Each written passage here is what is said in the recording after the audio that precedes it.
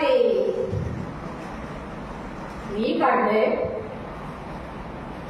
आतल्या टोल्याच्या घड्याळाचे. घाबरू नका, काच नाही फोडली, काच अलगद उघडून काटे काढले. नाहीतरी ते चालतंय कुठं, कुठलीही वेळ दाखवत. काही उपयोग आहे का त्याचा? म्हणून मी काटेच काढले. आधार कसं ओक बोक दिसतंय ते घड्याळ. काटा बघितलात? मोठा काटा, त्याच्या डोकाशी रक्त लागलंय. ते रक्त कुसुमच्या बाळाचं आहे. कुसुमच्या बाळाला आतल्या आत टोचून मारलंय मी त्या काट्यानं. तो काठा म्हणजे कोण आहे माहिती ना? अशोक. काट्यानं टोचून दिला. खूप बरं वाटतं. कुसुम नाही, सविता. चिडला की काय कुसुमचा नवरा? तो म्हणजे तास काटा. तोकडा असतो ना तो.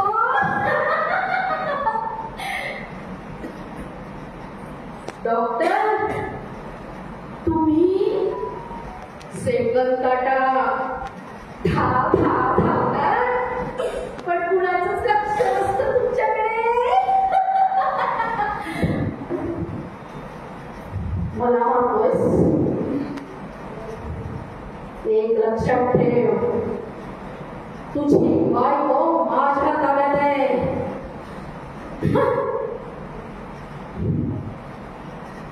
डॉक्टर, काटे ठेवून घ्या तुमच्याकडेच. मी माझा काटा घेऊन जाते.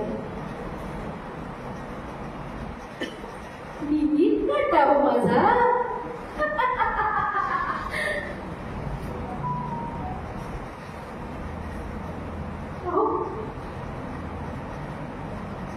काय होतंय?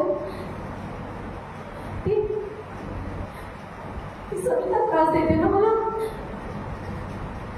मला जागे होतं.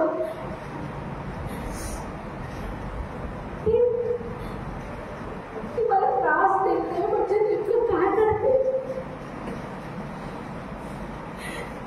काय ती विचित्र वागते, पण ती असं का करते? माझं मंगळसूत्र कोण काढतं? मीच काढते. पण मला तर कधीच काढायचं नव्हतं मंगळसूत्र, आणि तरी सुद्धा मी काढत होते.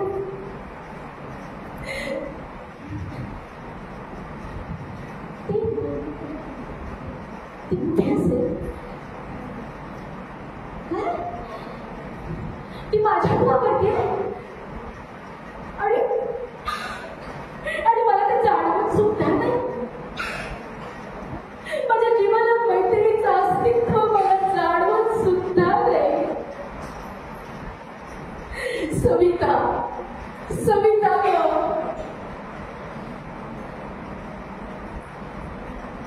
कसला काळोख काढलाय.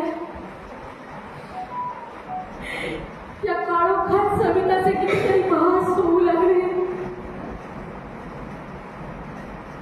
आमच्या अतृप्त इच्छाचे, दडलेल्या विकाराचे कल्पनातीत आकार आम्हाला भेडसावत असतील कदाचित. या घराचा भीषण उद्घाटन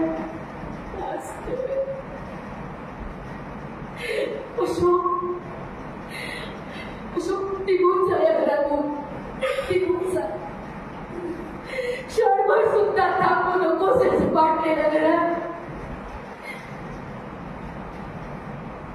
त्याला घेऊन जाणं तुझ्यावर खूप जीव आहे तिला घेऊन जा.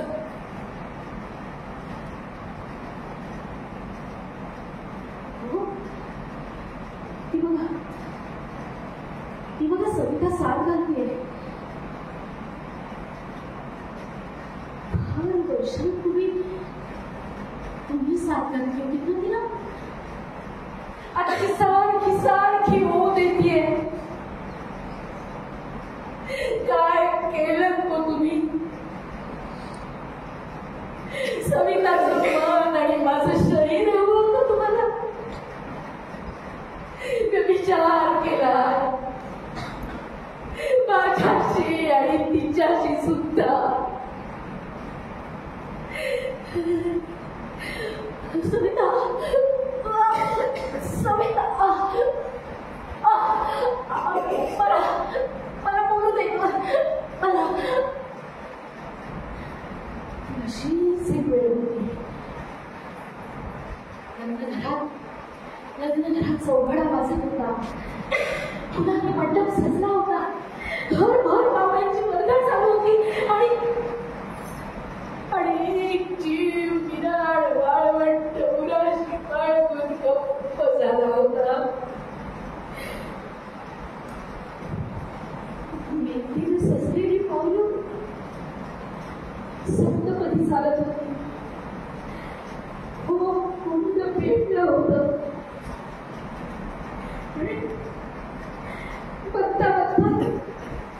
बघता ज्वाला आकाशाला उठल्या. हात पहिला होता जीवाला आपल्याकडे बोलावू लागल्या. त्या ज्वालांमध्ये शांतीचं सुख होत.